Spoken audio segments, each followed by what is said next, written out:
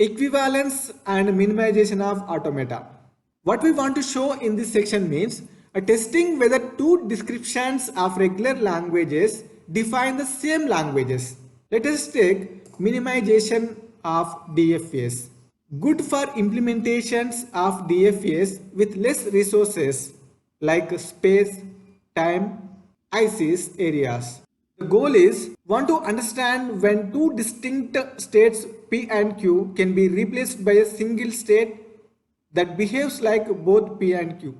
You know very well about this.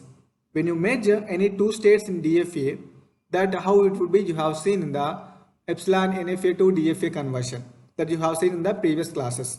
Once you go through those classes, you will easily understand about this. Testing equivalence of states. Two states are said equivalent if for all strings W, delta cap of P comma W is an accepting state if and only if delta cap of Q comma W is an accepting state.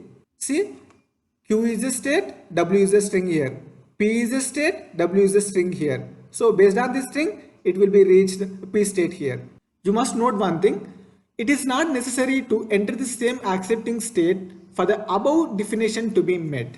We only require that either both states are accepting or both states are non-accepting. Non-equivalent states are said to be distinguishable. That is, state P is said to be distinguishable from Q if there is at least a string W such that one of delta cap of P comma W and delta cap of Q comma W is accepting and the other is not accepting. A systematic way to find distinguishable states, use a table filling algorithm. Just to see the next slide, you will understand that. Table filling algorithm, how it would be means, let us take in this basis, if P is an accepting state and Q is not, then the pair P comma Q is distinguishable. Once again read this. If P is an accepting state and Q is not, then the pair P comma Q is distinguishable. Then induction. Let P and Q be states such that for some input symbols A, the next state R equal to delta of P comma A and S equal to delta of Q comma A are known to be distinguishable, then P comma Q are distinguishable. Let us see why. R equal to delta of P comma A, R equal to delta of P comma A, S equal to Q comma A are distinguishable. There exists a string W such that only one of delta cap of R comma W and delta cap of S comma W is accepting. But delta cap of P comma AW equal to delta cap of R comma W comma delta cap of Q comma AW equal to delta cap of S comma W. See, P, R and S, these are all states, and AW, W, W, these are all strings, whatever the given string. So based on that string, it is going to reach here. See, P comma AW, it is equivalent to R comma W. So means P state to R state it is going to reach, and when it is reaching the same string, it is equivalent to W here, AW and W here. There exists a string AW such that only one of delta cap of P comma AW and delta cap of Q comma AW is accepting here. P and Q are distinguishable. See example 19. Apply the algorithm to the DFA shown in the figure 18 that is shown on screen. See basis. Since C is the only accepting state, we put an X into the pairs of A comma C, B comma C, C comma D, C comma E, comma C comma F, C comma G, C comma H with X meaning distinguishable. With X meaning distinguishable. Distinguishable is nothing but one of the state is accepting state, another one is not acceptable state. Acceptable state is nothing but it's a final state. Already you know very well that final state and non-final state. Let us see induction here. For the pair C comma H, input 0 brings pair E comma F to pair C comma H. So E comma F are distinguishable. and the pair is marked. You can see on the screen. On this table you can observe. See, C comma H. C comma H, it is marked with red color, and E comma F, you can see here E comma F. E comma F, which are marked and distinguishable. See, these are having input 0. See, find other pairs by using existing pairs, which are colored pairs are found from the bold red pair as triggers, and subscripts are inputs. Do this for all pairs in order recursively until no more pair can be marked. See, based on this diagram, the table has been derived here. See, if you apply these all things, you will get this table. See, x0 to x you are going to get. So it has been assigned to all the pairs. What are the pairs here in this? Okay, you will get this one if you follow that algorithm as we discussed in the previous slides. See, the final results as follows. Based on this transition diagram, you are going to get transition table like this. Okay, there is some empty boxes here.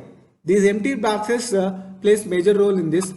The better way is after finding distinguishable pairs by final states and mark them by X in the table form, set up a list for each pair in the table, initially empty. For each unmarked pair, P comma Q, do for each symbol A, compute R equal to delta of P comma A, comma S equal to delta of Q comma A. With symbol A, it is moving from Q state. With symbol A, it is moving from P state.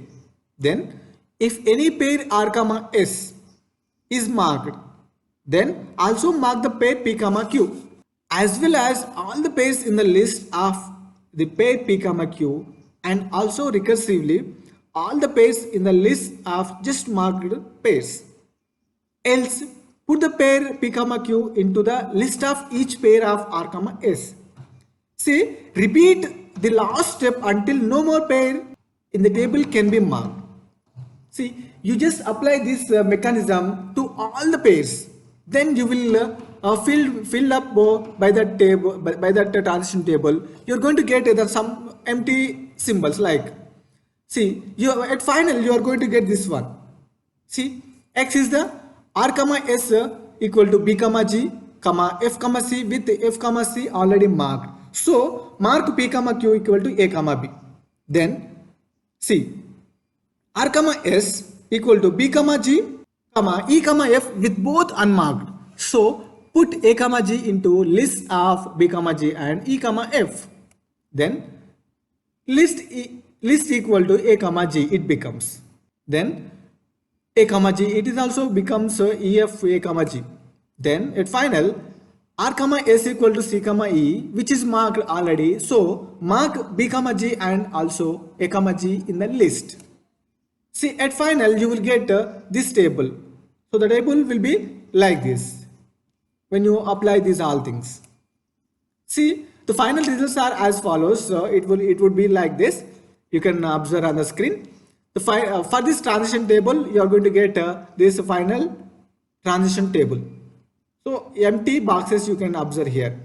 A to C, A to E, A comma E, and D comma F, and B comma H. These boxes plays major role. Means B comma H and A comma E and D comma F becomes one state. Actually, initially these are separated states. So based on this table, you can decide that these A and E states you can merge. See how you can merge, you can see in the next slide. It is testing equivalence of states. If two states are not distinguishable by the table filling algorithm, then they are equivalent. Let us see minimization of DFAs. Group equivalent states into a block and regard each block as a new state in the minimized DFA. Take the block containing the old start state as a new start state. Take the new accepting states as those blocks which contain old accepting states. See, here we are going to minimize the states, whatever we got in the previous slide. In the previous slide, you got all the states. For all states, you got one table. So from that table, by applying this table filling algorithm, you are going to minimize the DFA. So the DFA it's a bigger one DFA. The DFA is a bigger one. This bigger DFA or transition diagram, you are going to be minimize that. That minimization, how it would happen, that you can see in the next slide. See the minimization of DFAs. See the example. Final result below says a comma e comma b comma h and d comma f are equivalent states and can be put into three. A comma e, b comma h, d comma s. These three states you can put into three. You can consider a comma e as one state and b comma h as one state, d comma h as one state. See, initially a is separate state, e is separate state, b is separate state. For all these alphabets are having these for all alphabets are having separated states. But in this minimization of DFA, you will write based on that transition table filling up algorithm. By using filling up algorithm, you have separated by a comma e and b comma h, d comma f. So these three pairs you can take it as separated states. So if you take these as separated state, if you construct one DFA by filling up a table algorithm, you will get this minimization of DFA. See, a comma e, b comma h and d comma f. These three states you have minimized here. See, the blocks as states of the new DFA, the final new DFA is as follows. You can see this is the final DFA and this is the transition table of this DFA diagram, whichever given in the previous slide. So for that you have derived this transition table. From this transition table, you have minimized this DFA. Once you go through the table filling, algorithm, then you can easily minimize the DFA. See, the testing equivalence of regular languages use the table filling algorithm given to DFAs AL and AM with start states QL and QM respectively. For two regular languages L and M, we can test if their languages are equivalent by imagine a third DFA A3 whose states are union of those of AL and AM. Test if QL and QM are equivalent. If so, L and M are equivalent. Then why it is equivalent means because accepting the same set of strings, that is the same set of languages. See, the table filling algorithm requires a big O of n squared time where n equal to states. So the conclusion is the problem of testing the equivalence of two regular languages is decidable. Why the minimized DFAs can't be beaten?